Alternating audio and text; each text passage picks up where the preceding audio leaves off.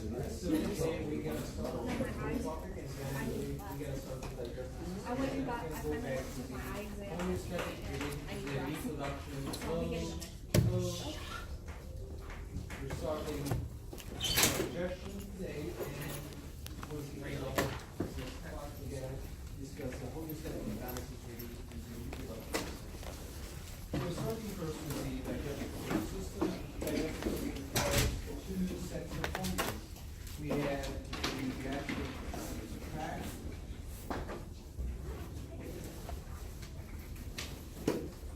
It starts with the oral cavity.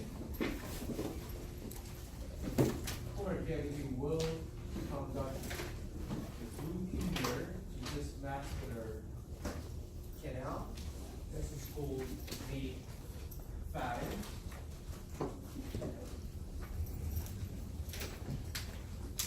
And then the pharynx will be conducting the food down through a muscular tube that travels through the diaphragm. This is called the esophagus.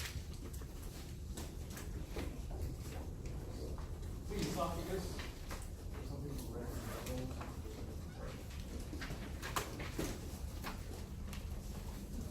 Esophagus will conduct the food down to a muscular sac. This is stomach.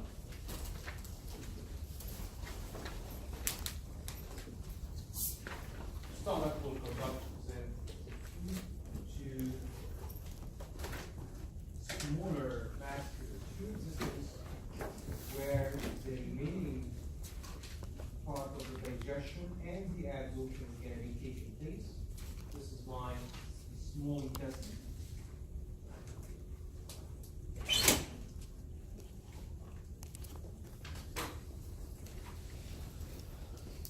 The part of the food that I was not able to digest or that I was not able to absorb in my small intestine, it's going to be conducted to the large intestine.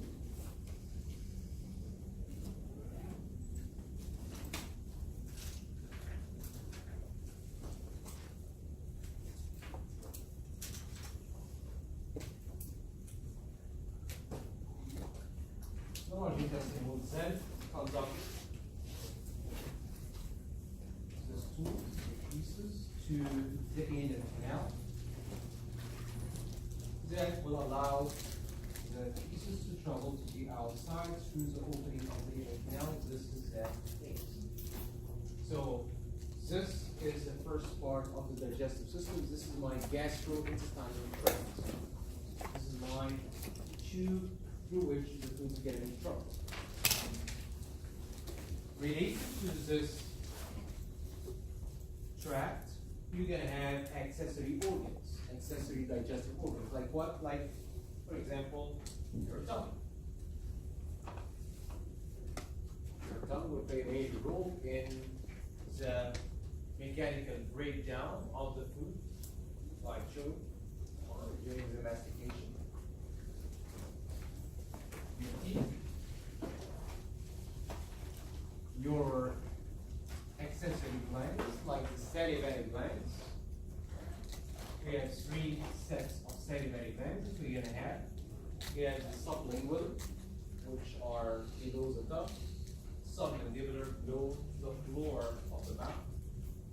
We have the parotid gland, all those going to be releasing their secretions in the oral cavity to help with the digestion, as we can see.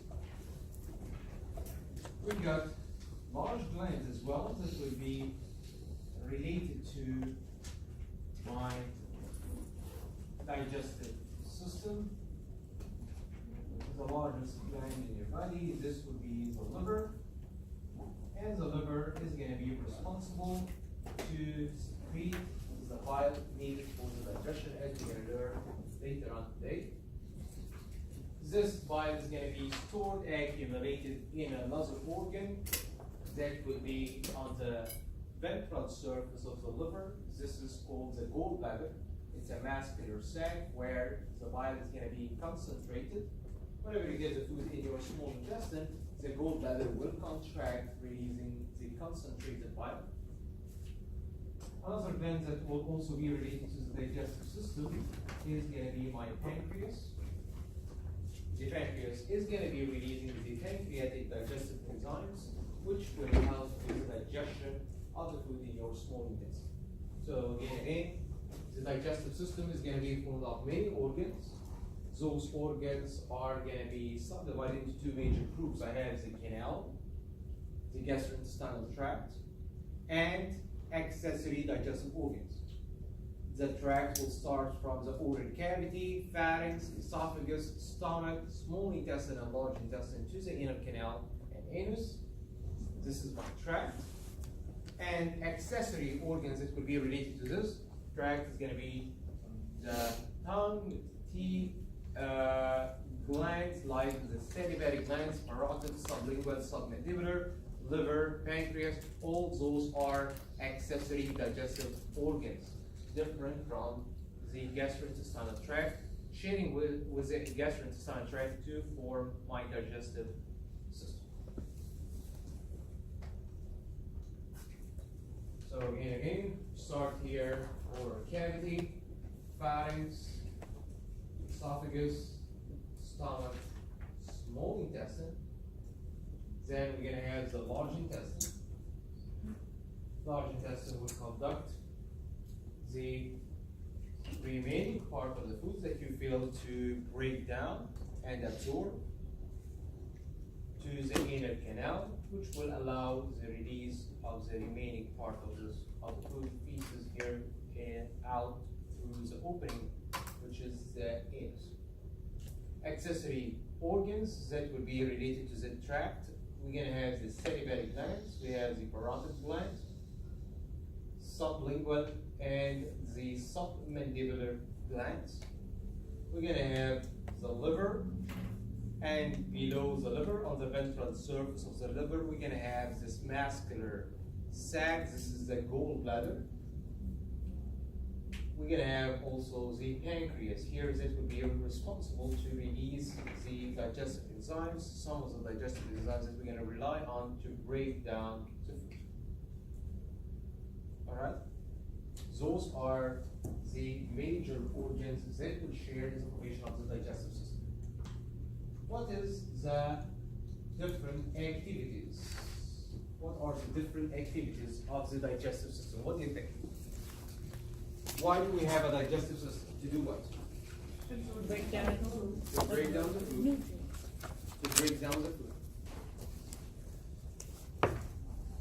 But before you break down the food, what do you need to do? To eat, right? Right. So can you eat through your skin, for example? No. Nervous system? No. Skeletal system? No. Alright, so the only system that allows you to eat is going to be Digestive. digestive. So the first activity, first function of the digestive system is going to be ingestion. And you're going to be able to ingest through your oral orifice. You get the food into the oral cavity. And when we mention breakdown, to break down the food, I have two levels on which I am breaking down the food. I have a mechanical level and a chemical level. What is it? If you get the donut and you put it in a blender, did you break down the starch? No. No. So this is what we call a mechanical digestion. But if I put this donut or those tiny parts of the donuts in a solution that contains digestive enzymes that will be breaking down the starch into glucose, here I'm changing the chemical structure. So we're going to call this a chemical digestion. Alright, so again, we have two types of digestion to break down. We have a mechanical digestion and we have the chemical digestion. Where do we start to perform a mechanical digestion? In the mouth. You're chewing, you're going to be breaking down the food into smaller parts. Passing the food down to the stomach. Stomach is going to be contracting, pulling the different parts of the food into smaller particles, smaller parts. I am performing a churning mechanical movement. I am breaking down the food on a mechanical level. And then this food is going to be moving down to my small intestine, in which I have a type of movement called the segmentation. So if I have a food particle like this, one food particle, this is a relaxed segment of the intestine.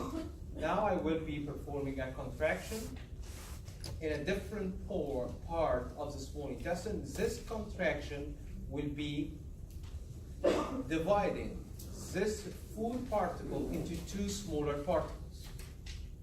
And then I will mix them together again, and then we'll divide, and then we'll mix, divide, mix, divide. This division is called the segmentation. Did I break down the food here on a chemical level or a mechanical level? Mechanical level. So another form of mechanical digestion is going to be the segmentation movement of the small intestine. Is that similar to peristalsis? Peristalsis, I am moving forward. Here I'm not moving. See? So if I have, let's say, what's something?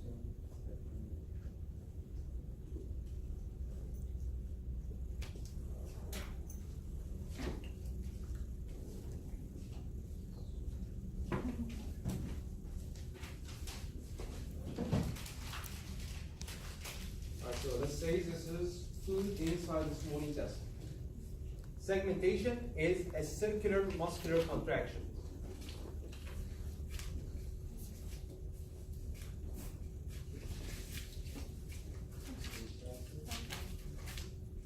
Peristalsis is a longitudinal muscle contraction. Okay. See here, when I contract, this is peristalsis. The food is going to be moving. This is peristalsis. Here, segmentation. So you're basically breaking it more.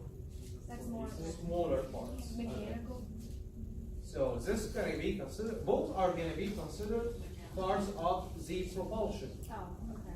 But this is peristalsis. This is the part responsible for the movement. This is the part for mechanical digestion. Alright, so if I am contracting the longitudinal muscles like this, I am allowing the food to move. But if I am using my circular muscles of the small intestine, I will be breaking down the food parts into smaller parts. See on here, this is called again segmentation. This is peristalsis. Alright? So here I am dividing the small intestine into smaller segments, so the food inside is going to be broken down into smaller segments. Alright? Segmentation. I have segments. Alright, so again, where mechanical digestion takes place, it starts first mouth. Then your stomach, churning. And then your small intestine by segmentation. This is on a mechanical level. When do I start to break down the food on a chemical level? When do I start to release enzymes to transform, to change the chemical structure of the food? It actually gonna start in the oral cavity. The saliva will contain salivary digestive enzymes like the salivary lipase, like the lingual lipase, like the salivary amylase. The amylase enzyme is going to be transforming the complex sugars, like the starch, into simple sugar. Alright, so if you want to check this. So when you go today to Panera Bread, for example, you get a piece of bread and you keep chewing the piece of bread. You will, after a while, you will feel some sugary taste in it. Why? Why?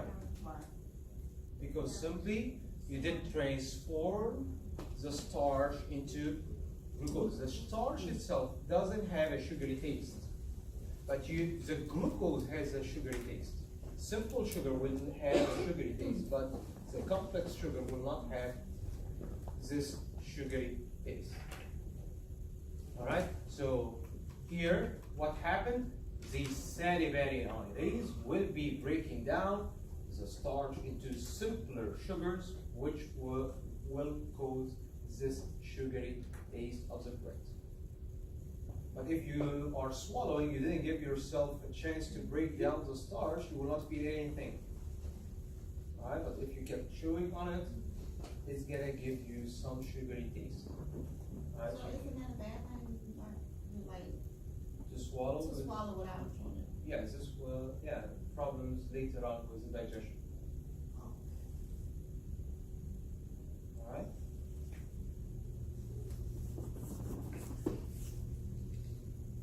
All right, so we look at here again. Where do we start the chemical digestion? We started in the oral cavity under the effect of the salivary enzymes. Going down to the stomach will be releasing hydrochloric acid. Stomach will be releasing protein digestive enzymes, as we're going to learn, the pepsinogen that will be transformed into pepsin. See, pepsin is going to be breaking down the proteins into simpler polypeptide chains. So here in the stomach, am I transforming the shape of those chemical structures, or they are kept the same? I'm changing them. So this is going to be considered a chemical or a mechanical digestion. When you break down the protein into polypeptides, Chemical. it's a chemical digestion. Moving on to the small intestine. The small intestine is going to be receiving secretions from whom? Liver and pancreas. Liver and pancreas secretions will be released and will meet the food in the small intestine. This is where I will have most of the chemical digestion. You're going to be breaking down the fats, complex sugars, all the proteins under the effect of the liver secretions, under the effect of the pancreatic secretions, as well as the brush border secretion. What's the brush border secretion? Those are the secretions of the small intestinal cells themselves. So I am receiving digestive enzymes from the pancreas, I'm receiving secretions from the liver, and I am releasing my own digestive enzymes as well. This will help me performing the last steps of the chemical digestion. Why do I need to get a chemical digestion? Because simply your cells will not be able to deal with complex chemical structures. I need to have simple sugar like glucose, fructose. Those are the kinds of stuff that my cells can deal with. They cannot deal with starch, for example. You cannot have donuts IV. Right? It's too complicated for your cells to recognize, for your cells to deal with. All right? But then what I can have IV is glucose. All right? This is the type of sugar that my cells can deal with. So after you break down the food here, what you're going to need to do with it, you absorb. So absorption is going to be mainly taking place in my small intestine. Most of the nutrients that you're going to be absorbing are going to be traveling to the blood circulation. Some of them will be traveling to the lymphatic circulation, as we're going to learn later on today. Remember, all those nutrients traveling, they will be absorbed into my veins, And remember, what vein is going to be draining the small intestine? Actually, we have we have one vein that drains small intestine. Inferior mesenteric. Small is mine. Superior. Superior. Oh, So superior mesenteric vein is going to be conducting the blood with the nutrients to my hepatic portal vein to the liver, and then the liver will be metabolizing those nutrients and then will be conducted to my systemic circulation. This happens for most of the nutrients. Few exceptions as we're going to be discussing, those are going to be the fats, which are going to be conducted to the lymphatic circulation, will not join the systemic circulation coming out from the small intestine. So most of the absorption is going to be taking place in my small intestine.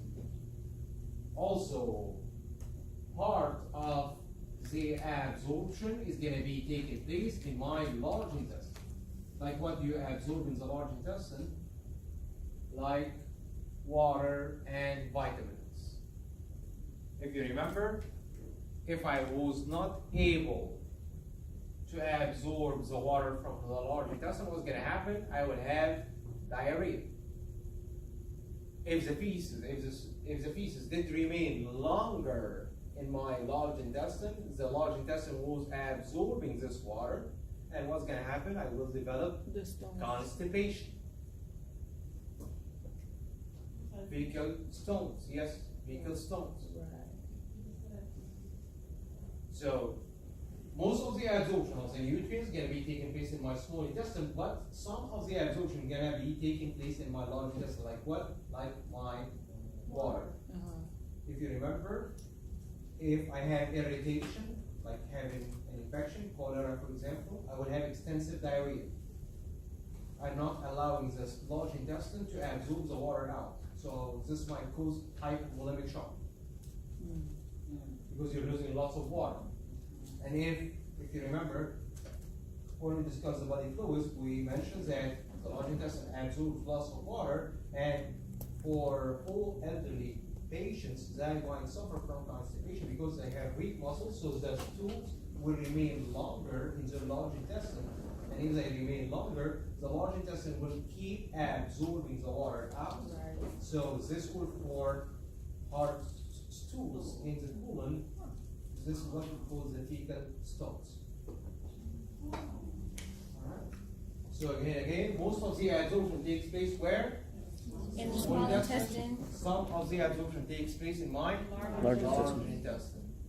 What else is going to be taking place in the large intestine? It's going to be absorption of vitamins. Why some vitamins are going to be absorbed in the large intestine? Why you didn't absorb them here in the small intestine?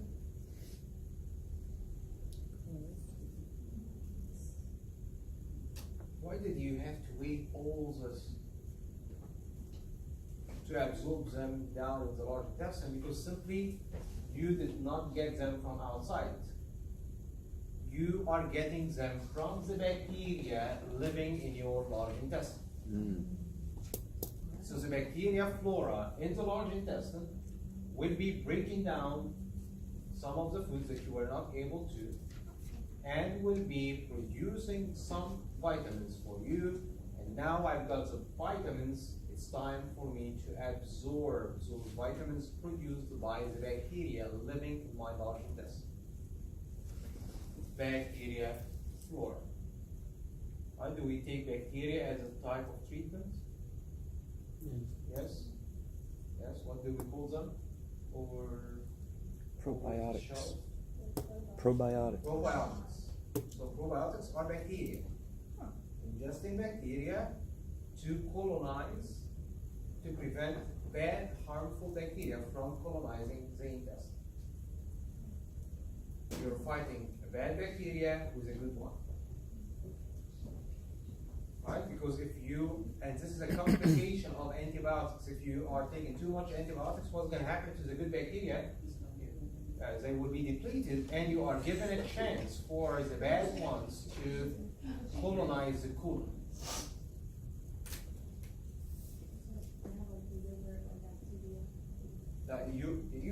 Yogurt has bacteria. what causes the reaction inside is the bacteria. It breaks down the milk. Actually, do you know how to produce yogurt? Get old yogurt, put it in a milk, it's gonna be transformed into yogurt. So the bacteria will be multiplying in the new milk. I like frozen yogurt, not regular. Old yogurt. How can you make yogurt with old yogurt? I'm lost. Put it in milk. The bacteria will start It's to like- break down. like kinda like cheese the and new fungus, milk, but and it's- it's gonna be It's basically Bacteria. like a healthy kind of bacteria. It's gonna grow. Take old yogurt. It's gonna and put clone it in itself. a- It's gonna clone itself basically in the milk. It's gonna take the nutrients out of the milk and clone itself. negative. So you say old yogurt and old milk or old yogurt and regular milk? Old milk and regular milk. Old Long-term yogurt and regular complications milk. might take place, but on limited I like basis. yogurt. If Girl, I you love don't that need up here. it, I only like frozen yogurt. then you will lose a carb. So having too Froyo. much of I'm gonna eat some when I get home. Alright, so, Yeah. but for how, what exactly is gonna happen, I need to double check. Of the system. Well, but some of them will cause irritation, like for example, diarrhea. So if you didn't just lots of yogurt, you might get that. But such applications are very limited compared to the next. Alright, so what's gonna be the last activity of the digestive system? What you're gonna be doing with the part of the food that you were not able to absorb, that you did not digest, you're gonna get rid of it.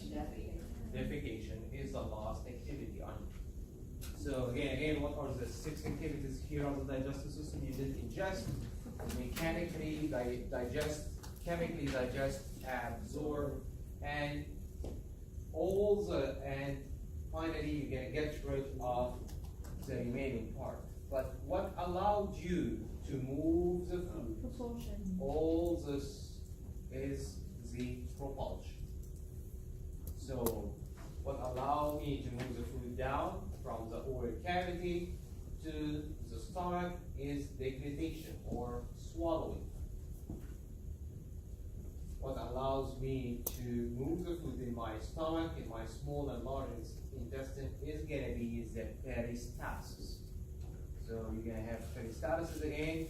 This allows you to move the food along the tract. So again, 6 activities here of the digestive system. We're gonna have ingestion, mechanical digestion, chemical digestion, absorption, defecation, and all this will need propulsion to take place. I need to be able to move the food through the different parts of my gastrointestinal tract. Alright? Again, what kinds of propulsion we are performing? Either segmentation or peristalsis. Which one allows the movement is gonna be peristalsis, which one helps with the mechanical digestion is gonna be segmentation. Which one I would be using longitudinal muscle layer of the tube, the peristalsis. Which one will I be using? The circular muscle layer is gonna be segmentation. So this is circular muscle. When they contract, they divide the intestine into segments. Longitudinal muscle layer, this is how they will be contracted, as we're gonna see in a second on the structure of the wall of the gastrointestinal tract. So any part of the gastrointestinal tract, as we're gonna see here, I have how many muscle layers? I have at least 2 muscle layers. Circular muscle layer and longitudinal muscle layer. If you see on here, you will see that I have the abdominal pelvic cavity, and inside the abdominal pelvic cavity, you're gonna have the gastrointestinal tract and other organs in the abdominal cavity. Those organs are going to be covered from outside by the visceral layer of the peritoneum, and the cavity is going to be lined from the inside by the parietal layer of the peritoneum. Like what serous membranes did we see that has a visceral layer and a parietal layer? Like the membrane around the heart. What do we call it? My pericardium. Like the membrane around the lungs. This is my pleura. So here is the membrane around the abdominal organs. This will be my peritoneum. It's also going to have two layers. One layer is going to be directly covering the organs from outside, and the other layer is going to be lining the cavity from inside. So visceral layer and the parietal layer. But what makes the peritoneum different from the rest of the serous membranes, that here in the cavity I have multiple organs. So I have parts of the peritoneum connecting the organs and connecting the organs to each other and connecting the organs to the wall of my cavity. It's not like the heart. I have only one organ in this space surrounded by a membrane. Here I have more than one organ, and I'm surrounding all of them by the membrane. So this creates junctions between the organs and the cavity, and the wall of the cavity, as well as junctions between the organs. What do we call those parts of the peritoneum that will be attaching the organs together and attaching the organs to the surrounding cavity? This will be my mesentery. The mesenteries that will be attaching the organs to the posterior wall of the abdominal cavity, this will be the dorsal mesentery. If I'm attaching the organs directly or indirectly to the anterior wall of the abdominal cavity, this will be my ventral mesentery. So again, what is the peritoneum? Peritoneum is the membrane that will be surrounding the abdominal organs in the abdominal cavity.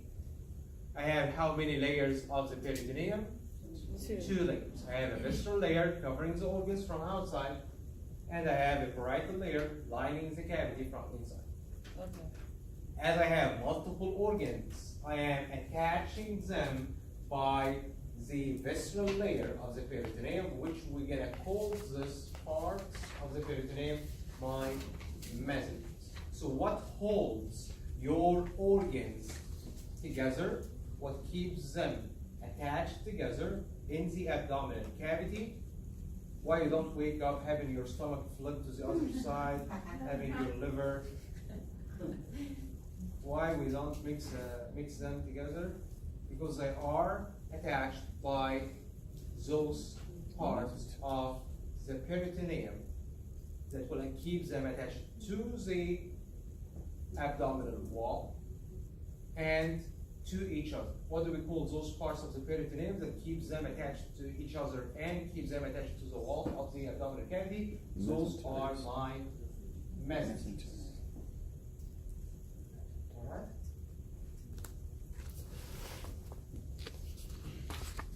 If I have a cut section of the wall of the gastrointestinal tract, any part of the tract, what are the common features? If I did get a cut section of the stomach, if I did get a cut section of the small intestine, large intestine, what are the common features that I will see? It's going to be slightly different from one part to the other along the tract, but we are looking here at the common features of most of them. We're going to see that the wall of the gastrointestinal, any part of the gastrointestinal tract is going to be divided into a mucosa, a submucosa, a muscularis externa, muscle layer. We call it muscularis externa or musculosa. And to the outside, we're going to have a connective and epithelial tissue on the outside, covering the organ from outside. This will be my serosa. So again, what are the four layers that will make up any part of your gastrointestinal tract? We're going to have inside we have mucosa, then we have a connective tissue layer below the mucosa to support it. This is my submucosa, and then we have the muscle layer, musculosa or muscularis externa, musculosa or muscularis externa, and then to the outside we're going to have the serosa. So again, 4 layers: mucosa, submucosa, musculosa, and serosa. What forms your mucosa? So mucosa is going to be formed of an epithelial tissue. And if you remember, what kind of epithelium do we have in the gastrointestinal tract? And What kind of epithelium? Epithelium. Simple squamous. Simple squamous.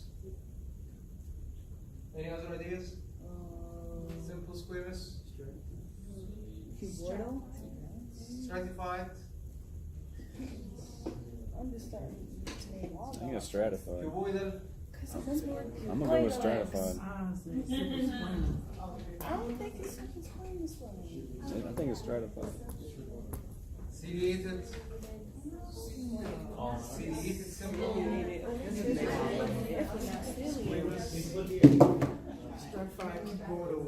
None of them. None of them. None of them. Simple columnar. Most of the gastrointestinal tract is going to be lined by non-ciliated simple columnar epithelium, with exceptions here going to be oral cavity, pharynx, and esophagus. Those going to be lined with stratified squamous non-keratinized. So simple columnar epithelium is the main type of epithelium lining my gastrointestinal tract. Starts from the stomach all the way to the anus. What did you say the 3 exceptions were? Oral cavity, pharynx, and esophagus. Those are going to need a high level of protection. So you need to have the maximum number of cell layers. So that's why I will have non-keratinized stratified squamous epithelium. I need a large number of cell layers to provide me with protection. That's why if I drink hot tea, I don't get an oral cancer or a cancer of the tongue. This is a highly irritant. Why I don't have I don't affect the layers of the epithelium covering my tongue, covering my oral mucosa, simply because I have a high level of protection, stratified squamous epithelium, like the one I have in my skin, to provide me with high level of protection. But for the rest of the gastrointestinal tract, I need to secrete enzymes, I need to absorb, I will need a type of epithelium that allows this to take place, which is going to be my non-ciliated simple columnar epithelium. Non-ciliated simple columnar epithelium is the most common type that will be lining the gastrointestinal tract. What's going to be located below the epithelium? Any epithelium, what do we have below it? We have connective tissue, because epithelium is avascular, so it relies on the connective tissue to get its nutrients and oxygen. And if you remember, the type of connective tissue that will have below the epithelium that has lots of spaces to allow the fluid to travel up, this was my areolar loose connective tissue. I do have lots of spaces between the fibers to allow the fluid to move up to my epithelium. So you see here, the layer below the epithelial lining of the mucosa, this will be my lamina propria. And the lamina propria, what kind of lamina propria? It's areolar connective tissue. Areolar connective tissue is the type of tissue located in the lamina propria. And then we're going to have a thin muscle layer as part of the mucosa. So we're going to call it the muscle of the mucosa. So we're going to call it the muscularis mucosae. Muscularis mucosae. This is a very delicate, thin layer of muscles that will be part of my mucosa. So again, we're looking here at the first layer of the gastrointestinal tract, which is my mucosa.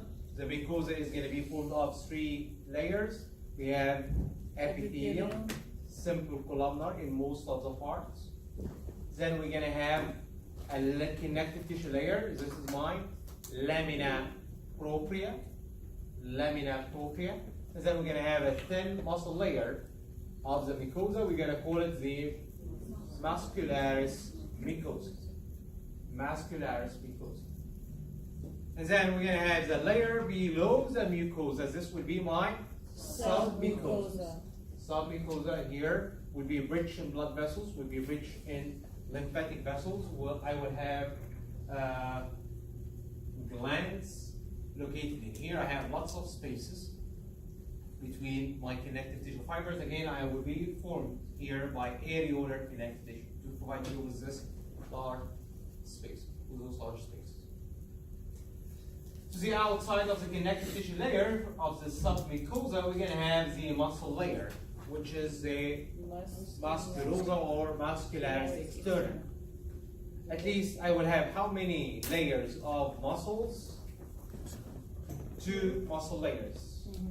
I have again muscle layers that allows segmentation. Those are circular muscle layer. And I have longitudinal muscle layer, which allows peristalsis. Which one do you think is going to be located out? Which one is going to be located to the inside? Well, in is like segmentation. So do I have the muscle layers arranged like this here? I have longitudinal inside, circular outside like this, or I have longitudinal outside and circular inside. So 1 and 2. And this is not a trick question. How was it trick question? 1. I ain't gonna lie. Well, I have the muscle layer outside is circular, like this. So it's going to be contracting like this, Yeah. and the inside layer contracts like this. So it's 1, 1, 1, Wait, they both seem. 2. Nah, it could be 2. So again, circular Yeah, muscle layer contracts 2. like this. The muscle contracts like this. Yeah, I think it could be 2. It could be 2. So 1. What's the question? So the question is, do I have the muscle layer on the outside of a circular It could be shape either. That's or the a crazy longitudinal thing. shape? So I have 2 layers. I know that I have 2 layers. I have circular muscle layer and longitudinal muscle layer. Yeah, it's 2. Which one should be located outside? Which one should be located inside? It's 2. Muscular on the outside. Circle is. Definitely 2. Circular inside. Yes. Number 2. Circular outside. And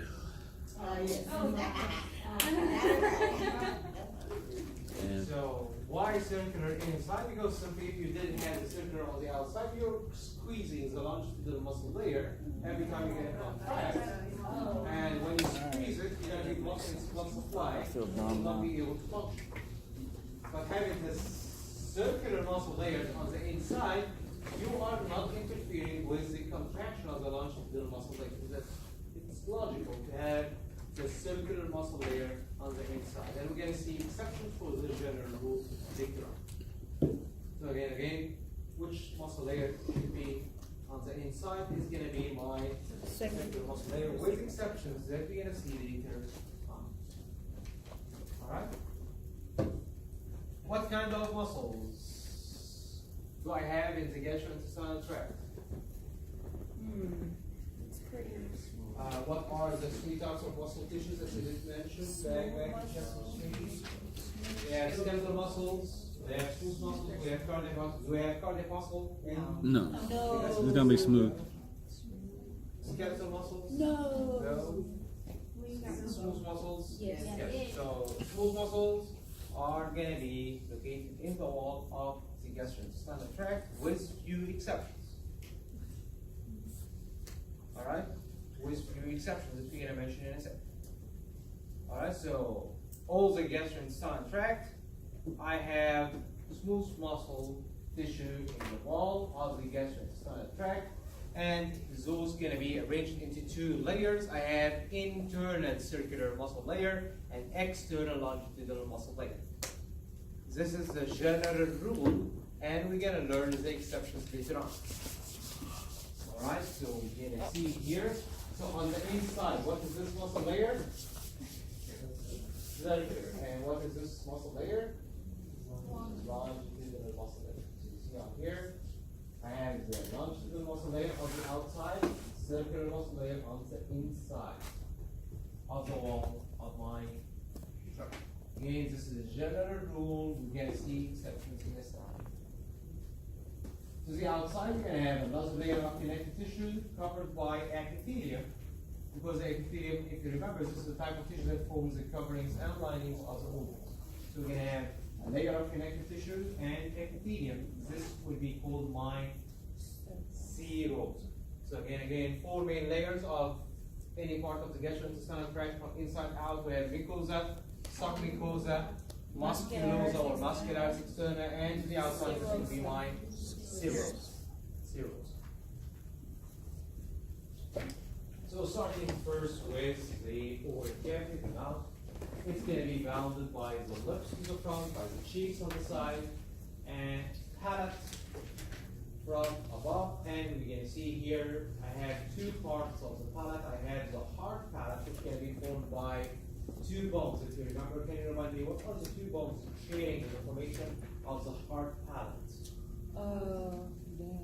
Yeah, the sweet, palatine process of the maxillary bone, and we have the palatine bones as well. So nearly 2/3 are the palatine processes of the maxillary bone, and we see the palatine bones are only the posterior 1/3 of the hard palate. All right, don't worry about the bones. This is just to refresh. Try to refresh anything that is done. Alright. So, and just attached to the hard palate, we're going to have muscles that will be forming the soft palate. So we're going to have two parts of the palate. This again is the upper boundary of my oral cavity. The palate, I have hard palate, soft palate. The lower boundary of the oral cavity is going to be the tongue and the floor of the mouth. All right, so those are the boundaries here of the oral cavity. The anterior opening of the mouth of the oral cavity is going to be the oral orifice. The opening here is what we call the oral orifice. And you see on here, what is the type of epithelium that will be located in your oral cavity, in your mouth? This would be non-keratinized, stratified squamous epithelium. Again, why? Because I am exposed to the outside. So I have lots of irritation. I need to have a high level of protection. So who's going to be providing me with a high level of protection?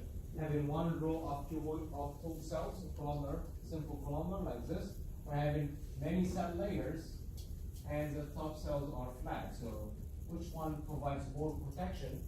Having many cell layers.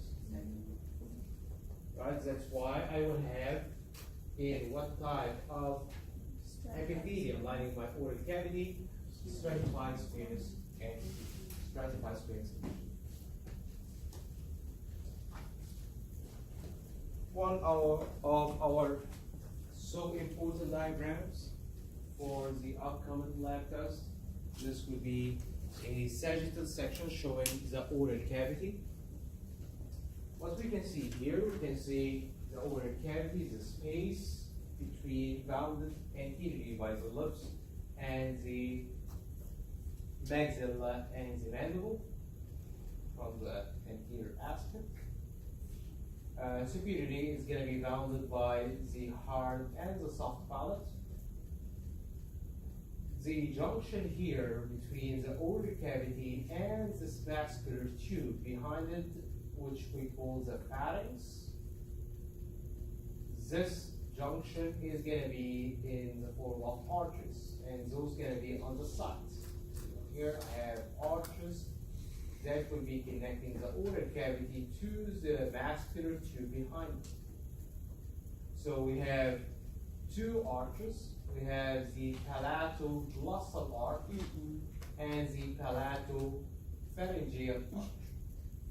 We have two arches on here. You can see one of them from this side. This is my palatoglossal. You see, it's like a junction between the tongue and the palate. Palatoglossal arch. On the sides, we can see the tonsils here between the palatoglossal and the palatopharyngeal, which doesn't appear on this diagram. This is my palatine or palatine tonsil. Palatine or palatine tonsil on here. This is when you have pain in your throat as a kid. You go to the pediatrician and he will tell you to take your tongue out and say, and he's gonna be pressing your tongue to see your tonsils. What he was looking at those tonsils here located between the arches, the palatoglossal and the palatoglossal and the palatopharyngeal arches. Also, you can see the lower boundary here. This would be the tongue, and as a posteriorly, the tongue will have its own tonsil, so something related to the tongue is going to be lingual.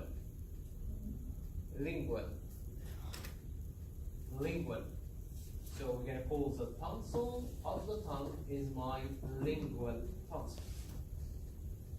This tube actually has part behind the nasal cavity, has part behind the oral cavity, and has part behind the larynx, the voice box. This muscular tube is called my pharynx. So we're gonna divide it into three parts. We have the part behind the nose. This is my nasal pharynx. We have the part of the pharynx behind the oral cavity. We're gonna call it my oral pharynx. And we have the part behind the larynx. This will be my laryngeal pharynx. Laryngeal pharynx is a part of the pharynx that will be located just behind the larynx. What's the larynx again? This is the voice box. This is where I will be producing the sounds. This is where I have the vocal cords. The anterior part of it on here, this would be the Adam's apples that you can't feel. You can't feel it. Alright? So again, this is my larynx. So behind the larynx, you're going to have part of the pharynx. This is going to be my laryngeal pharynx. Laryngeal pharynx, this is a part of the pharynx behind my larynx. Why you do not allow food to pass to your airways? How you are preventing the food and fluid from passing down to your airways and will pass down to the esophagus rather than your trachea and lungs. See on here, you have an elastic cartilage just above the larynx. We can call it my epiglottis. Epiglottis is simply a cartilage that will be moving down when you are passing food. As we're going to see, it will kink and will be preventing the passage of the food and water into the airways when you're swallowing.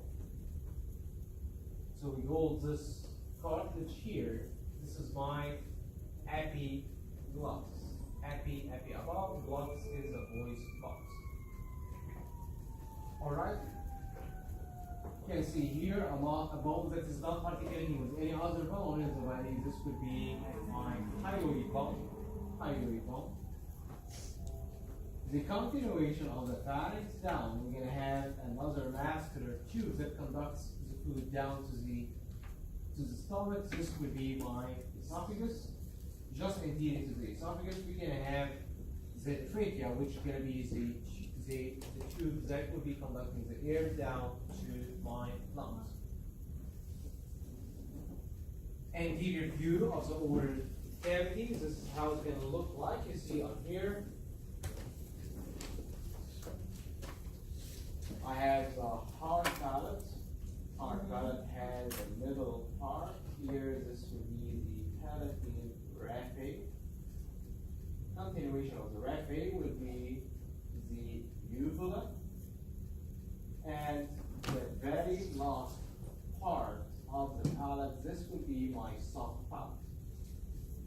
gut will form an arch with the pharynx and with the tongue. So the arch that will be formed with the tongue, this is glossal. Related to the tongue is glossal or lingual.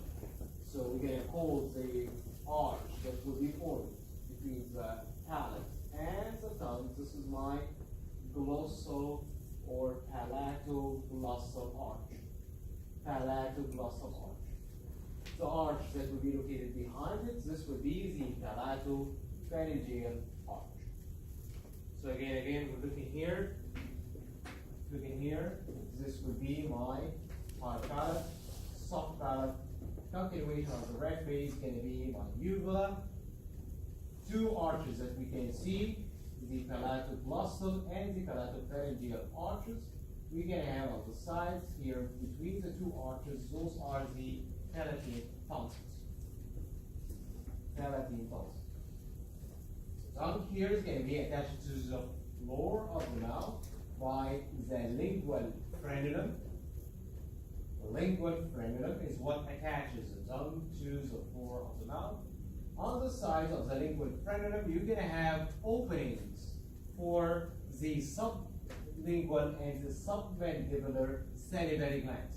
So your saliva will be partly secreted from the parotid glands in the roof of the mouth, but part of the saliva is going to be released from underneath your tongue. This is where I get the openings of the ducts of two of my salivary glands.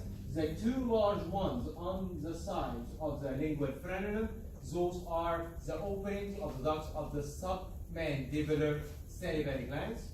The tiny ones to the peripheral side, those are the openings of the ducts of the sublingual glands. So again, openings of the submandibular, those are the big ones on both sides of the lingual frenulum, and the smaller ones on the periphery, those are the openings of the ducts of the sublingual. So large one is going to be submandibular, smaller ones on the sides will be sublingual. Sublingual. You're going to be attaching the upper lip and the lower lip to the mucosa covering the bones on here. I'm attaching the upper lip to the mucosa covering my maxillary bone, and the lower lip will be attached to the mucosa covering the mandible. So we're going to call them my superior labial frenulum and inferior labial frenulum. Frenulum is the attachment here. And labial, I am related to lips. And this will be superior, and this will be the inferior lip. So again, you're attaching the superior lip to the mucosa covering the maxillary bone by superior labial frenulum. And you're attaching the inferior lip to the mucosa covering the mandibles. This will be my inferior labial frenulum. So how many frenuli we've seen so far? 3. We've had superior labial, inferior labial, and lingual frenulum. Superior labial, inferior labial, and lingual frenulum. All right, questions? All right, we can have a break for 10. We'll come back and discuss more about the digestive system.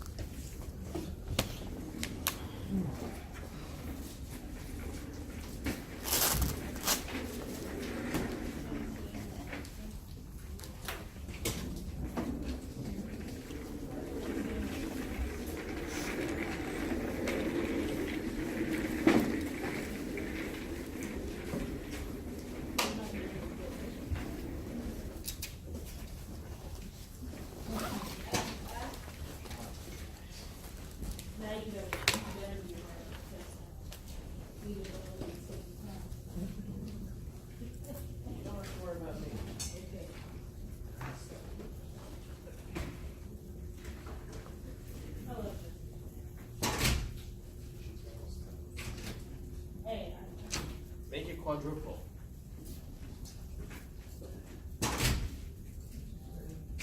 Not a single thing. Nope.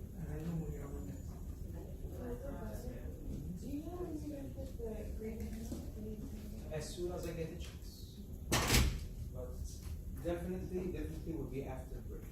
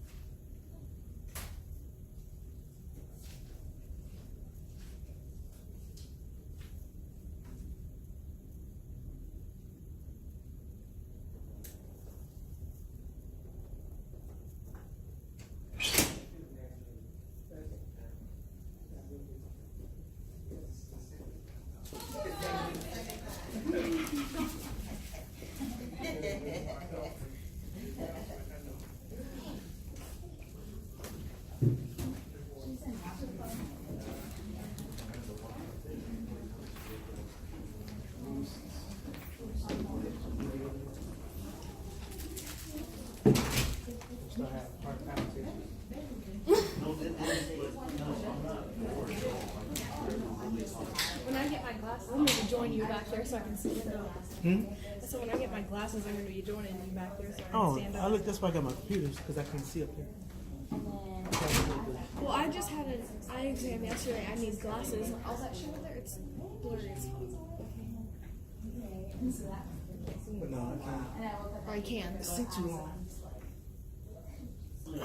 I blame the fact that my back hurt to the fact that I did online homeschooling, so I sat down basically for 5 years. Well, I mean, like you, so you just get back in the gym, right? I just did, yeah. But that might be why my back's sore too. Yeah, you do a lot of, right? No, but I do the arc trainer. Step. It's kind of like the elliptical, except you bring your knees up. It burns more calories. Might irritate it a little bit. You might want to take a break. Well, ice it. Yeah.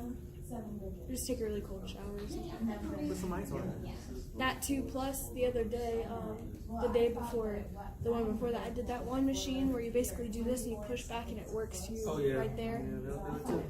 That made me sore yesterday. But this right here, I got like a really bad pain while I was sitting for no reason. I'm not even doing it that hard though. I only did it for...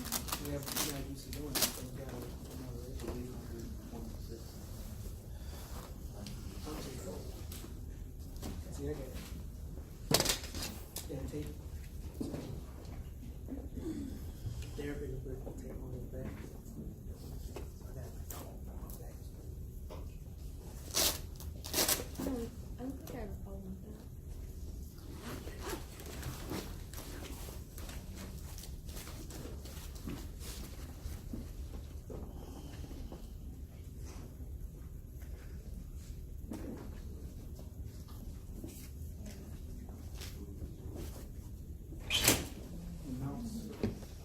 Back to the digestive system. Where did we see the chemical digestion? Digestion.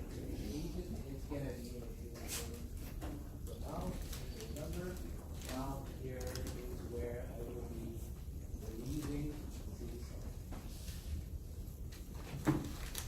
Moving on to the first organ. First organ that I will see here, this will be on tongue. And the tongue function is going to be repositioning, mixing the food. After doing the food is not going to be whole food anymore, it's going to be my bolus. And the bolus is simply the saliva and the food together. Tongue also is going to be responsible for the initiation of the swallowing, speech, taste. Lingual pressure is going to be attaching the tongue to the floor of the mouth. Looking at the tongue, we're going to have widely distributed on the surface of the tongue. We have a type of papillae. Those are the filiform papillae. And those are the whitish papillae that will give the roughness to the tongue. Scattered in between the filiform papillae, we're going to have the fungiform papillae. They will look like fungus, like a mushroom. Those reddish spots scattered over the tongue, those are the fungiform papillae. Fungiform papillae. In the proximal part of the tongue, we're going to see the circumambulate papillae, and those circumambulate papillae are going to be arranged in a V-shaped line in the proximal part of the tongue. On the sides, in the proximal 1/3 on the sides of the tongue, we're going to have another type of papillae. This would be my foliate papillae. Foliate papillae. All of the papillae will act as taste buds except for the first one. This would be my filiform papillae. Their main function is to give the roughness to the tongue for you to be able to position the food during chewing. Alright, so try to imagine that you don't have filiform, your tongue is so smooth, you won't be able to position the food for digestion. Moving on to another set of organs related to the oral cavities is going to be my salivary glands. And salivary glands will be responsible to release the saliva.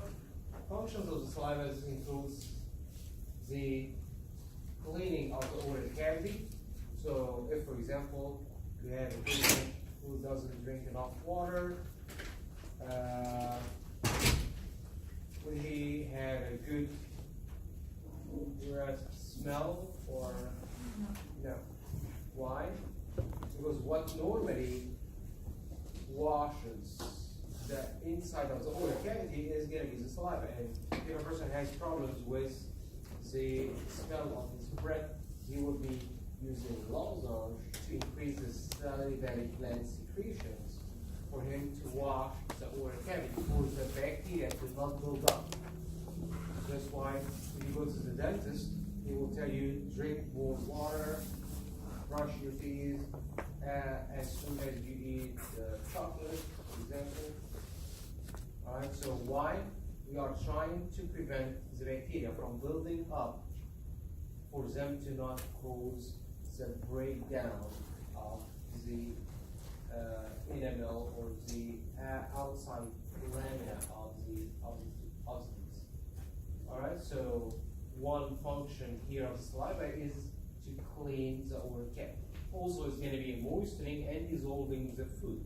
Try to imagine that we don't have any saliva. Would you be able to taste anything? If you have a very dry mouth and you eat, would you be able to have a normal taste? No. Why? Because actually what allows you to taste is that the chemicals in the fruit are dissolved in the saliva, and now the dissolved chemicals are capable to bind to your taste buds, to the receptors on your tongue. Alright, so here I am acting to moisten and dissolve the food chemicals. And remember, what do we call the food after chewing? We add the saliva. It's going to be my bolus. So I will aim in the bolus formation. Bolus formation here is going to be we need to get saliva for it to be formed. Also, in the saliva, we're going to have digestive enzymes. The first digestive enzyme we can see here, this could be the salivary amylase. It's going to be breaking down the starch into simpler sugar. What are the different contents of the salivary gland secretions? We're going to have water. We're going to have some acidic secretions. We're going to have electrolytes. We're going to have two enzymes here. Those are the salivary amylase and the lingual lipase. Also, you're going to be producing immunoglobulins. And immunoglobulin, as we're going to be discussing later on with the immunity system, the type of immunoglobulins that will be released with the secretions, this will be IgA. Other defensive mechanisms that you're going to be you need to secrete from your secretions, and this includes the saliva. This is going to be the lysozymes that we're going to be breaking down the bacteria before they invade the internal tissues, and the defenses. Alright, so those are defensive mechanisms that we do have, releasing immunoglobulins, antibodies, lysozymes, and defenses. Looking here, the salivary glands, we have the first gland that will be located covering the angle of the mandible, and partially going to be covering the masseter on here. This is called the parotid gland. The parotid gland is going to be conducting its secretions to the roof of the mouth through the parotid duct. Looking below the tongue, in the floor of the mouth, this is going to be my sublingual gland. Sublingual gland. Below the floor of the mouth, you're going to have a larger gland that will have longer and larger ducts. This is going to be my submandibular gland. If we're looking here at how the salivary gland is going to look under the microscope, we're going to find that I have two kinds of cells. Cells are filled with water. secretions and cells with dark secretions. We have mucus cells and serous cells. Mucus cells, those are mainly going to be producing those enzymes, and those compared to the serous cells that are mainly producing the electrolytes, water, and stuff. Alright, so we have two types of cells. We have the mucus cells and we have the serous cells.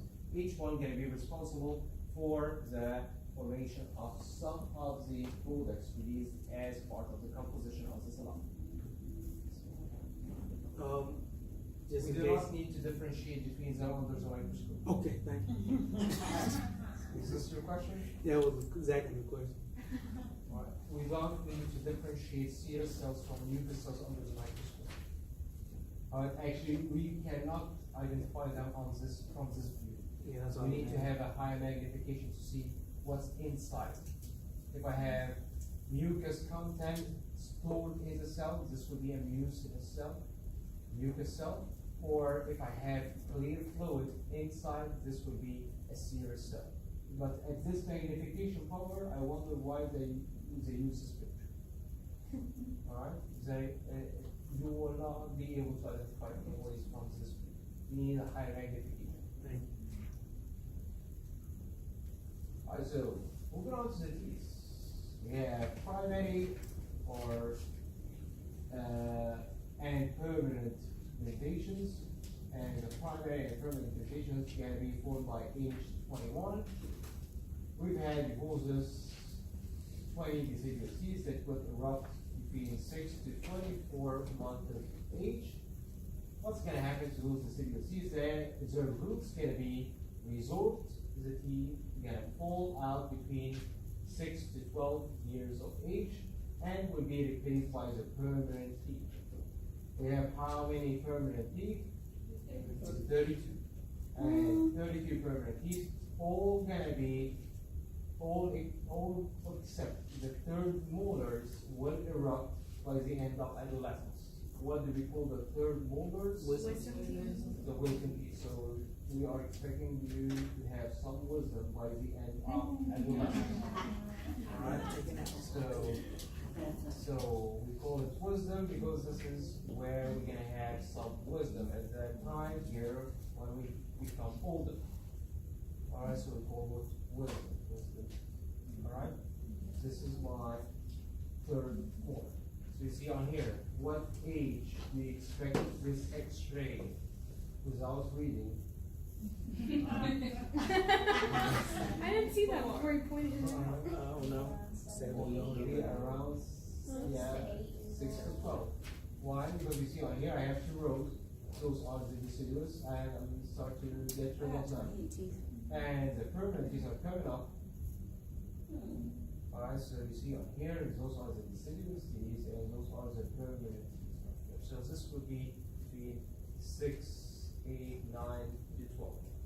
Where I would be resolving the roots of the deciduous teeth, replacing them with permanent. Alright? So again, here all of the permanent teeth will erupt by the end. All of them will erupt by the end of adolescence, except for the third molars. Pharynx. Again, pharynx has three parts. I have part behind the nasal cavity. We're going to call it my nasopharynx. The part behind the oral cavity, this is my oropharynx, and the part behind my larynx, if you remember from the previous slide on here, this is my laryngeal pharynx. So we have three parts of the pharynx. We have nasopharynx, oropharynx, and laryngeal pharynx. Normally, do I allow any food to pass here in the nasopharynx? No.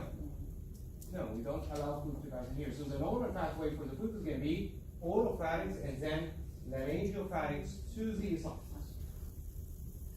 So the parts that will serve as a common pathway for both food, fluid, and air is going to be my oropharynx and the laryngeal pharynx. I am allowing food, fluid, and air to pass. And what kind of epithelial lining do I have in my pharynx? Again, I need high level of protection in this part. So I will have a stratified squamous epithelium lining my pharynx. Moving on to our first exception. What is the general rule here that we have? We have an outer longitudinal muscle layer and an inner circular muscle layer, right? Yes. So here I don't have an inner circular outer longitudinal, but I have an inner longitudinal and outer circular. This is our first exception. Why do you think? And another thing that we should check on here is that those muscles are not smooth muscles that are like the rest of the gastrointestinal tract. They are skeletal muscles. Why it won't be a problem to have an inner longitudinal outer circular in the pharynx? Why do you think it's not going to be a problem? Voluntary, yes. Voluntary. What else? And you want to close off some part, certain parts. For how long do you contract your pharynx? How long do you Maybe a spend second and a half. swallowing? How long? For how long will I be swallowing per day? Oh, per day. Oh. All the time you're swallowing? Mm-hmm. No, you just swallow for a few seconds. So collectively throughout the day, you're going to be swallowing for how long? Like a minute, maybe 2 minutes? So we don't perform contraction of the pharyngeal muscles all the time. We have only few seconds per each contraction. So for each contraction to take place for me to swallow in a meal, collectively I would be swallowing for 30, 40 seconds. Alright, so you don't have a prolonged contraction, like for example in my small intestine. For how long will I be contracting the muscles of the small intestine? All day long. I would be contracting the muscles of the small intestine all day long. I would keep the segmentation, the peristalsis contracting all the time. So you see on here, pharyngeal muscles are gonna be contracting for a short period of time. Another thing, what if I did decide to contract them all day long? I kept swallowing. Will I be disrupting the longitudinal muscle? Actually, the muscles, because they are skeletal muscles, they will get fatigued before you cause an interruption of the blood supply of the longitudinal muscle layer. Why do we have the longitudinal muscle layer on the inside? So why didn't I keep it the same like the rest of the gastrointestinal tract? I need a precise movement here. So the part that allows me to move forward, to move the food down from the oral cavity down to the esophagus, I need to have a very good regulation of it. So it needs to get in contact with the food. That's why I will need to have a longitudinal muscle layer to the inside, getting in contact, getting a direct contact with the food that I'm swallowing. And this will not cause any disturbance in the blood supply of the longitudinal muscle layer again, because I am full of skeletal muscle. I am fatigable. I will not be preventing the blood supply from the longitudinal muscle layer. The other thing that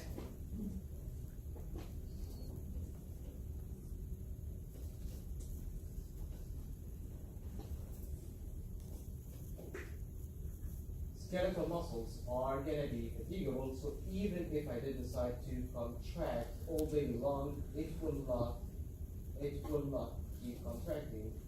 It will stop contracting and it will have to relax at a certain point. Alright, theoretically speaking. But actually, we will not be performing contractions of the pharyngeal muscles except for a very brief period throughout the day. moving on to the muscular tube here that will be connecting the pharynx to my stomach. This would be my esophagus. And the esophagus is going to be traveling down through a hole in the diaphragm. This is called the esophageal hiatus.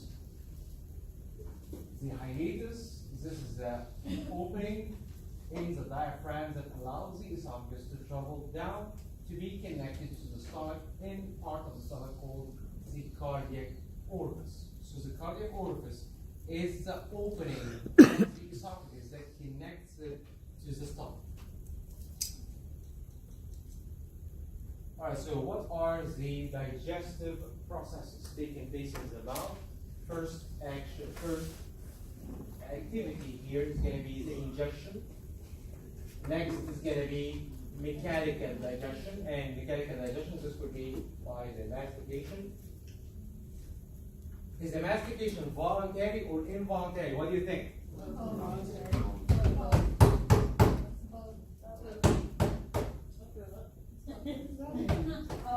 Voluntary or involuntary? Both. So if you are chewing a gum, so you start voluntary, but you don't have to keep thinking, I need to keep going. It keeps on down. You start voluntary and then it becomes involuntary. It becomes a reflex. Alright, so mastication is going to be partly voluntary and partly is reflex. Part is voluntary and the rest, and you keep going by reflex. Alright?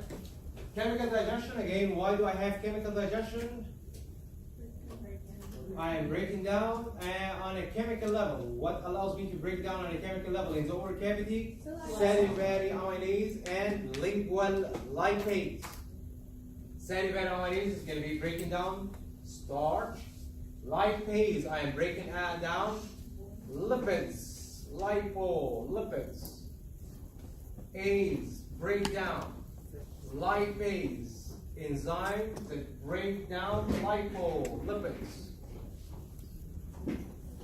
Alright, so again, what enzymes am I releasing in the saliva? Salivary amylase and lingual lipase. What kind of movement do I allow here in the oral cavity? I have deglutition, swallowing. This is a type of propulsion that will take place in here, not peristaltic. So we're looking here, how deglutition takes place. And if deglutition is a voluntary or involuntary, what do you think? Both. The oral phase, so you decide first to contract your what? What muscle do you decide to contract when you decide to swallow? Tongue. You compress your tongue against your hard palate. This is the first step. This is the buccal phase. This is the voluntary part. And then the food is going to be moving from high pressure within your oral cavity to lower pressure within your oral pharynx. And then will you be able to regulate here the movement of the muscles of the pharynx, esophagus down to the stomach? Do you have any control, or it will keep going by itself? That's involuntary. It keeps going by itself. It's a reflex. So you start here, buccal phase. This is a voluntary contraction of the tongue. And then you're going to move on to the pharyngeal and esophageal phase.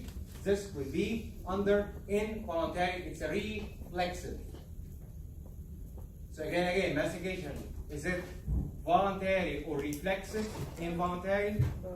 Partly voluntary and partly can be reflexive.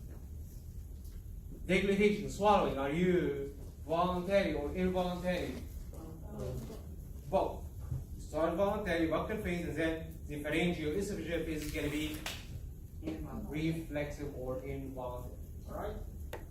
Start here, compressing the tongue, you're creating a high pressure. Again, what do we call the food after chewing and we release the saliva? Bolus. So you're going to be compressing the bolus, creating a high pressure within your oral cavity, pushing the food backwards into the part of the pharynx behind the oral cavity. What do we call it? This is my oral pharynx. oropharynx. During the time where I am compressing the food here in the oropharynx, for it to move down, what I need to do. So when I swallow, what happens? What happens to my larynx? If you touch your larynx, if you touch your Adam's apple and you swallow, It bombs. what happens? It moves up and then goes back down, right? Right. So when the food is in here, what should I be doing? I am pulling the larynx up. In the same time, the food itself is going to kink my epiglottis. So I have two things that will be taking place. Larynx is going to be moving up, and the epiglottis is going to kink down. By this, I will be closing my airways, lower airways. How about my upper airways? How would I prevent? Why? When you drink, you don't get water out of your nose. Because the uvula blocks. Or because the uvula. You see on here, you need to close the upper and the lower respiratory ways. So I will be moving the larynx up. I will kink the epiglottis. You close the trachea. No food or water going to be passing in the airways. Down to the lungs or bronchi. You're going to be preventing the movement of the food and the water also from passing out of your nose by contracting the uvula. That's why if you're laughing while you're drinking, you're going to get water out of your nose because you simply are trying to breathe. You're trying to open the nasopharynx while you have fluid in the oropharynx. So when you contract the oropharynx, to move this fluid down, it's going to be moving to a site with a lower pressure. So it will find another way that will have a lower pressure, which is your nose. So again, when I swallow, when I have the food in here, in my oropharynx, you're going to close the nasopharynx by contraction of the uvula, and you're going to close the lower airway by moving the larynx up and by kinking the epiglottis down. You contract, relax, contract, relax. When you contract, you need to close behind you. Right. Because if you didn't close behind you, what's going to happen? The food is going to be Come back bubbling up. So every time you move the food down, you close. Down, you close. Down, you close. Down, you close. Here, this would be the cardiac sphincter. So why smoking causes GERD, gastroesophageal reflux disease?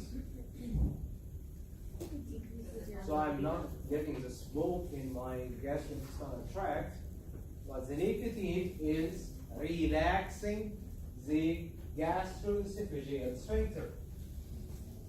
So when it relaxes the sphincter, what's going to happen?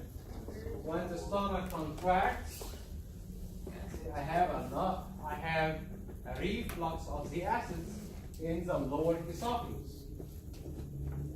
Is this normal? No. No. Your sphincter should be kept closed unless you are swallowing. It opens only when you get the signals down from the esophagus that you are getting food. What do we call this movement that we've had in the esophagus? This is peristalsis. You contract, relax, moving the food down to the esophagus. So what smoking do? Relaxes this muscle. Oh, by from smoking, relaxing that muscle. Yes. When you smoke, the chemical itself will reach the muscle through the blood.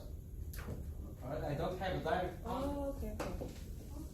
Alright, so this relaxes the muscle, and when the muscle gets relaxed, the stomach, when it contracts, it's going to be pushing the acids up. Right. Into the esophagus. So is that the same thing as when you vomit? Like it just gets the signals and then relaxes the muscles and... Vomiting is a reflex regulated in the medulla, and it's meant for you to vomit. So you're going to be contracting the the stomach, and at the same time you're gonna relax. This is part of the reflex. You do both as a reflex. It's like it's the same concept like when you get the signal to contract the urinary bladder and relax the internal urethral sphincter.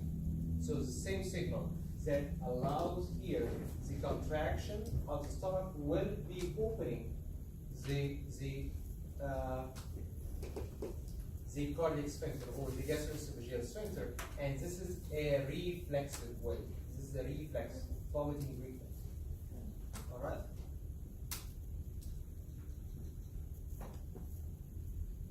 The gastrointestinal tract and the digestive organs are positioned in the abdominal cavity by serosa, mucosa, mesenterous, parietal peritoneum.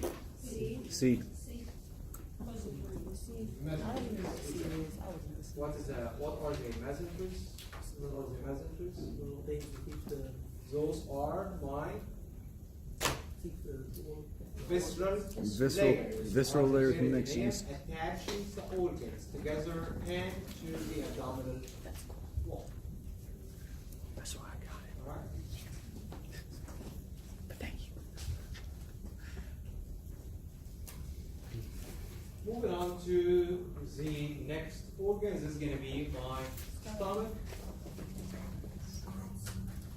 I'm such a smart. The part of the stomach that is going to be surrounding the entrance on here of the esophagus, this is going to be the cardia or the cardiac region. Cardia or cardiac region. We have the dome-shaped part of the stomach. Can you remind me? Dome-shaped part. When did we see this before? We see it in the uterus. Yeah, we call it the fundus. So then we're going to have the middle part of the stomach. This would be body of the stomach. And then this distal part of the stomach that gets the food to the inside of the small intestines. This is going to be the pylorus. Pylorus. We're going to have the canal of the pylorus. This is what we call the pyloric canal. We have the entrance of the pylorus. This would be my pyloric antrum. And we have the sphincter that will be regulating the food passage from the stomach to the small intestine. This is my pyloric sphincter. So again, what are the different parts of the stomach? What are the different parts of the stomach? We have Cardia, cardia, Fundus, body, and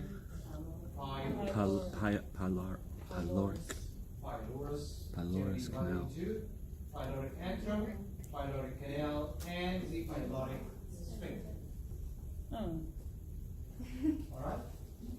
Another exception for the general rule, how many muscle layers do we have? I was gonna say it looks like 3. Normally we have two. An outer longitudinal muscle layer and an inner circular muscle layer. So here is an exception for the general rule. I have 3 muscle layers rather than 2. Why do you think you have an extra layer of muscles, which is the oblique muscle layer? We have longitudinal muscle layer, we have circular muscle layer, but I have an extra layer here, an oblique muscle layer. Why do you need an oblique muscle layer in the stomach? To protect against all the acids. So Do we use the muscles for protection? no. Actually, if the acids did reach the muscle layer, this muscle is going to be broken down. Actually, we use the acid to break down the muscles. So we use the acids to break down the meat, the meat. Meat is going to be muscle. We don't need muscles for protection, but we need epithelium for protection. Why do you think I have an extra muscle layer in the wall of my stomach? for digestion. For digestion of large. For the digestion, For extra, so like, to add more force breaking down. for the churning process. Yeah, this might be a logical reason. I think it's like a what else protective, do like you an think? extra layer. That's what I heard break down even more. The oblique would churn it, right? Because if you just have longitudinal. So So why do we have longitudinal muscle layer? For peristalsis. And why do I have circular muscle layer? For segmentation. This would be enough if I'm dealing with a tube. But the stomach is not a tube, it's a sac. Oh, it's more. So I have a third dimension that I need to perform the contraction in. So I have downward, horizontal pattern, but I have a third dimension that I need to contract within to allow the movement of the food. So I need a third layer to keep all the food mixed together and allow more movement to take place. I am not dealing with a tube, I am dealing with a sac. I have a third dimension that I need to cover. Alright, this is why this is the logical way to look at the muscle layers of the stomach. So again, how many muscle layers do I have in the wall of my stomach? Those would be my outside is going to be Longitudinal, circular, and oblique. oblique muscle. What was the function of the circular again? For if I'm dealing with a tube, it's going to be segmentation, like in my small intestine. But here, all of them will be sharing together in order for you to move the food in the 3 different dimensions that you have inside the sac.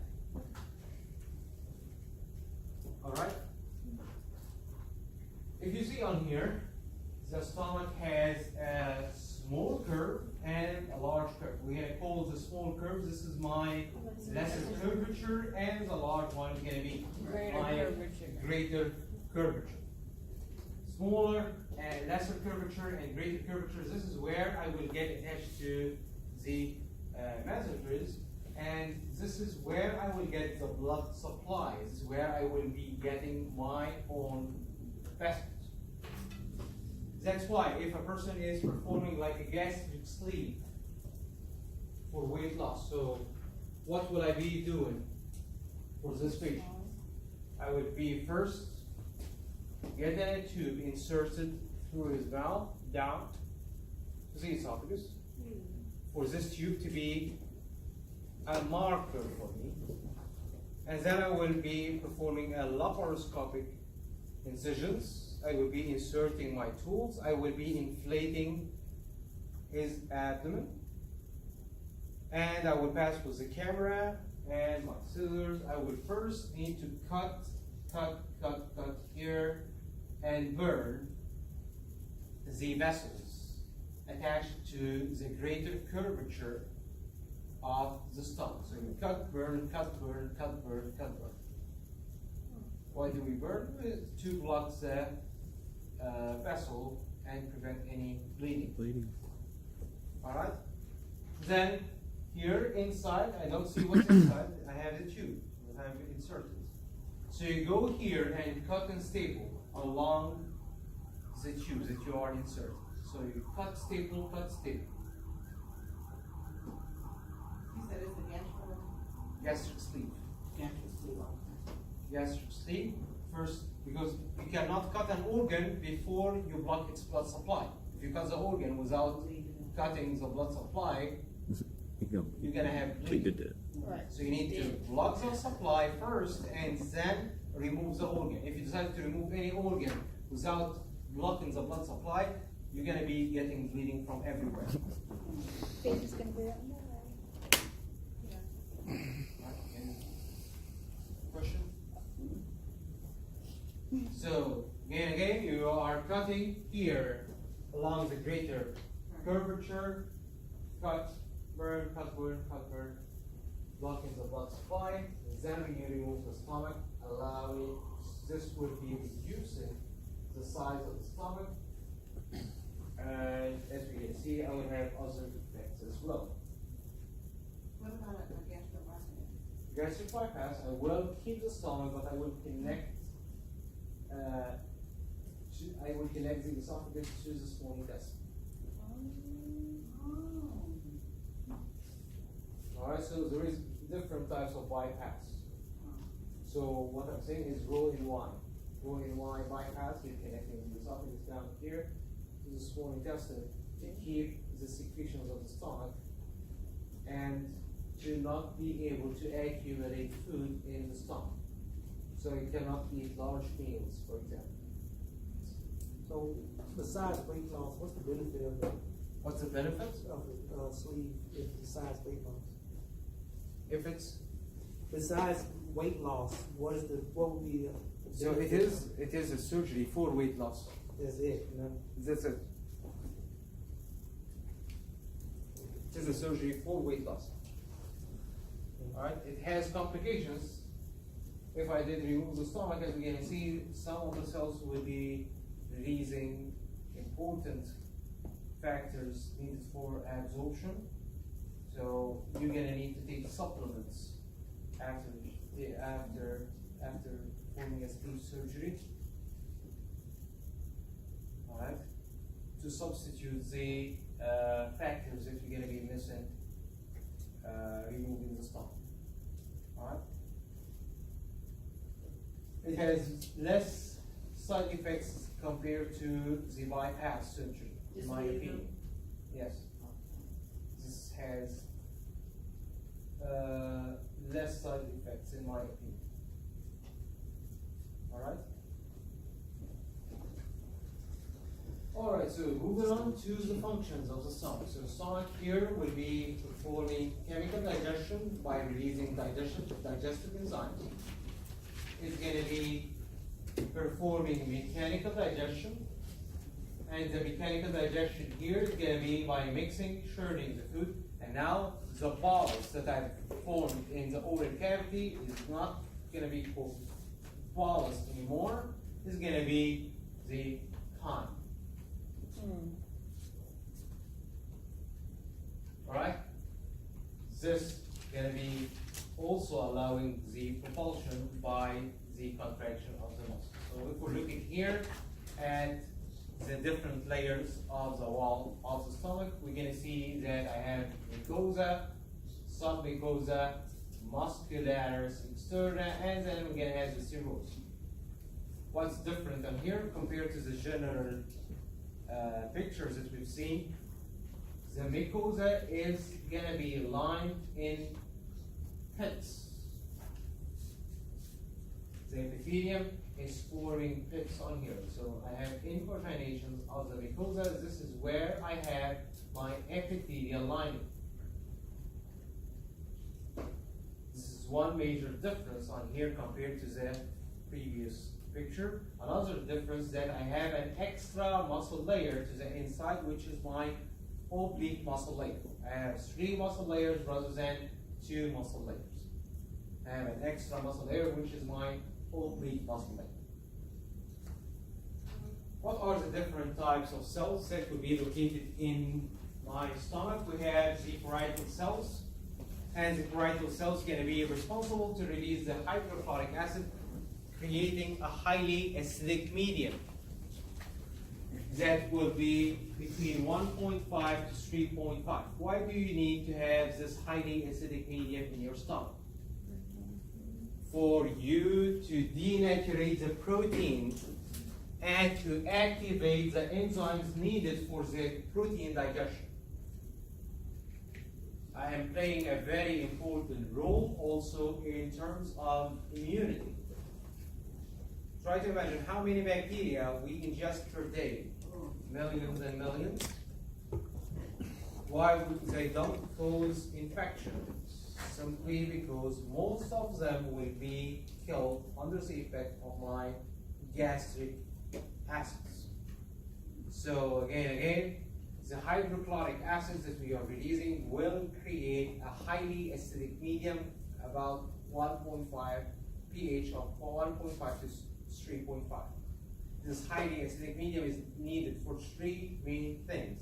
First is the denaturation of the proteins, activation of the digestive enzymes, and the third thing is going to be to kill the ingested bacteria as a pathogen. Another thing that will be released from the parietal cells is going to be my intrinsic factor. Intrinsic factor is needed for you to have an absorption of vitamin B12 in the small intestine. So the parietal cells will be releasing intrinsic factor. You need to have intrinsic factor in your small intestine for you to be able to absorb your vitamin B12 from the food. Where do I have vitamin B12? Any animal-based food will have B12. All right? What if I didn't have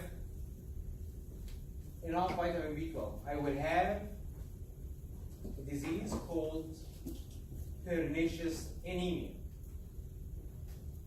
a type of anemias in which I have megaloblastic cells. What's a megaloblastic anemia? My cells will fail to divide.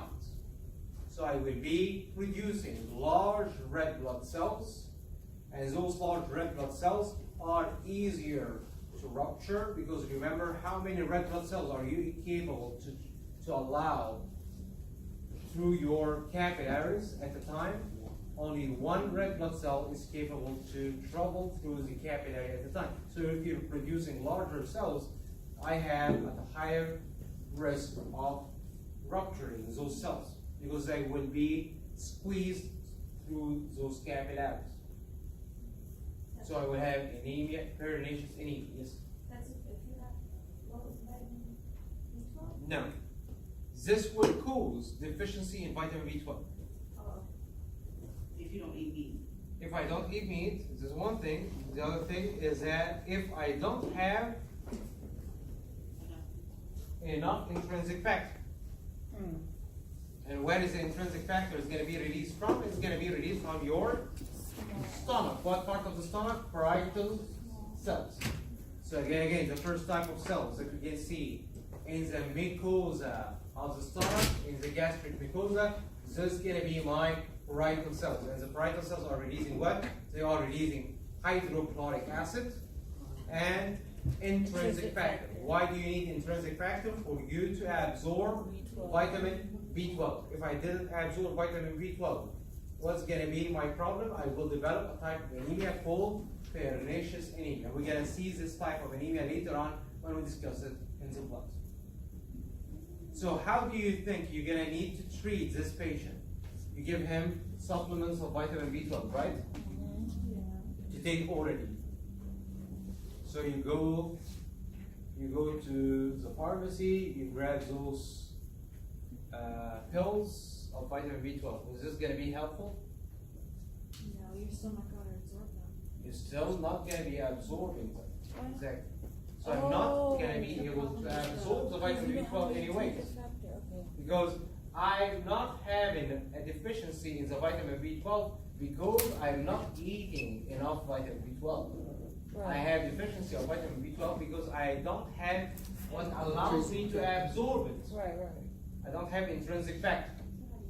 So the best way to treat this patient is to give him nasal spray of vitamin B12, for example, or injections, intramuscular injections of vitamin B12. You're bypassing the intestine. I don't need intrinsic factor to absorb it. I will directly inject it in the blood.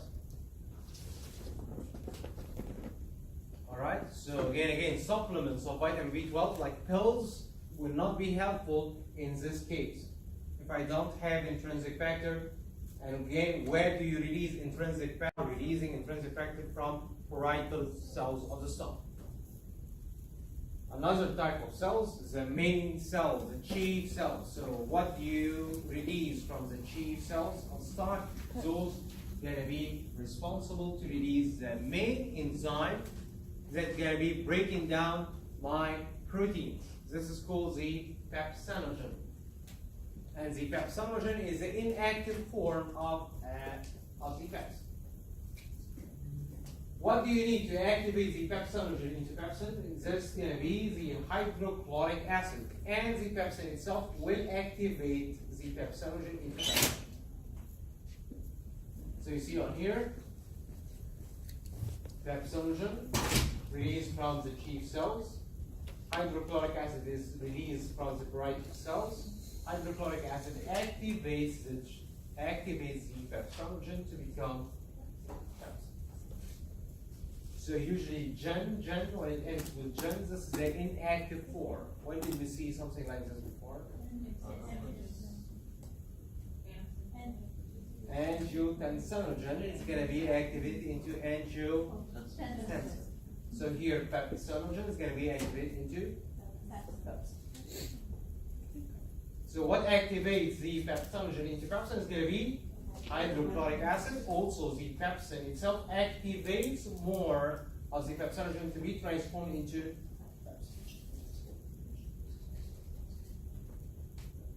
pepsin. Pepsin, here they used to add it to Pepsi Cola for better digestion.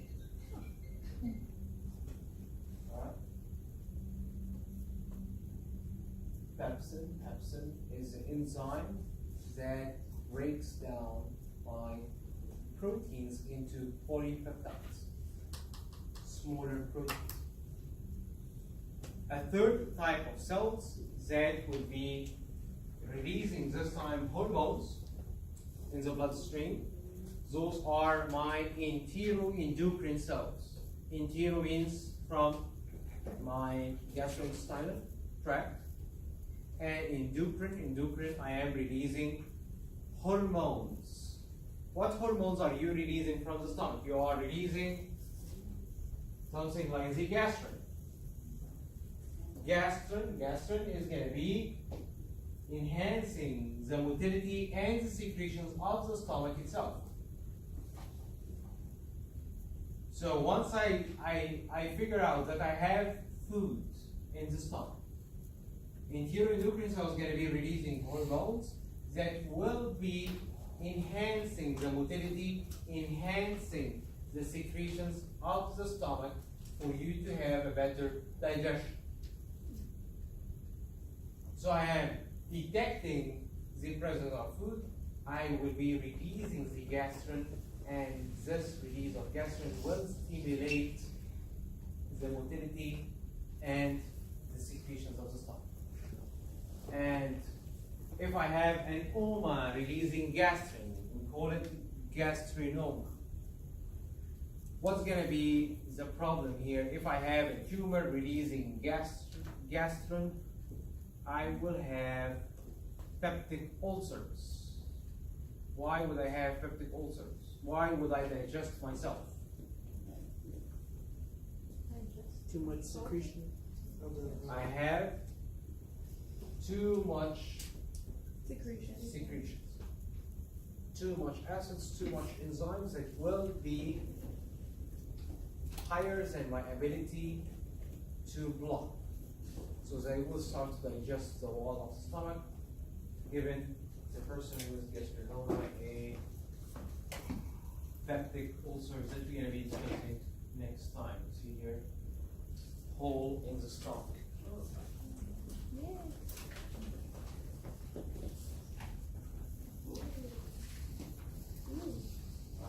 This is a gastric ulcer. Again, what is that what are the three types of cells that we're gonna have in the gastric mucosa?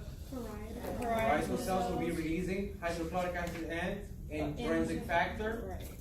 Chief cells will be releasing the main hot enzyme responsible for the digestion of proteins. This is my pepsinogen that's gonna be activated into pepsin. Third type of cells, enteroendocrine cells. I'm releasing hormones which would have different effects. One of the most famous hormones that I will be releasing is going to be the gastrin that will stimulate secretion and the motility of the stomach. And that's enough for you today. And we're going to be completing the digestion next time. Enjoy your break. Don't forget to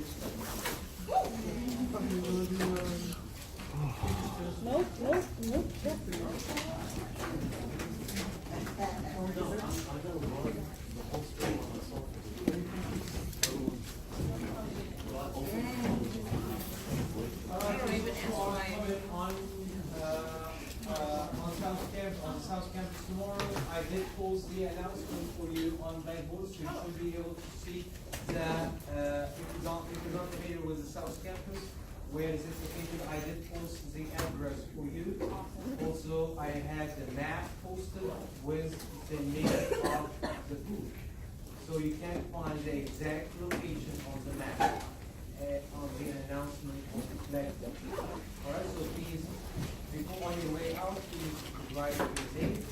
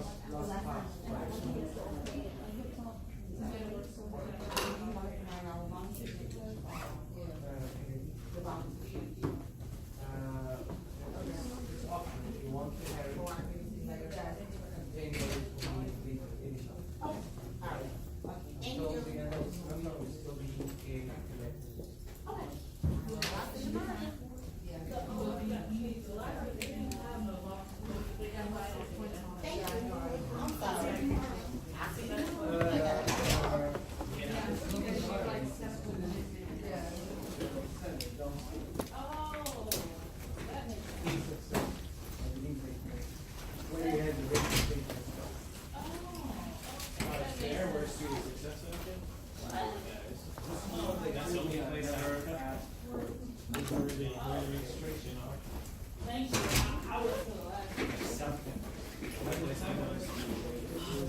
you.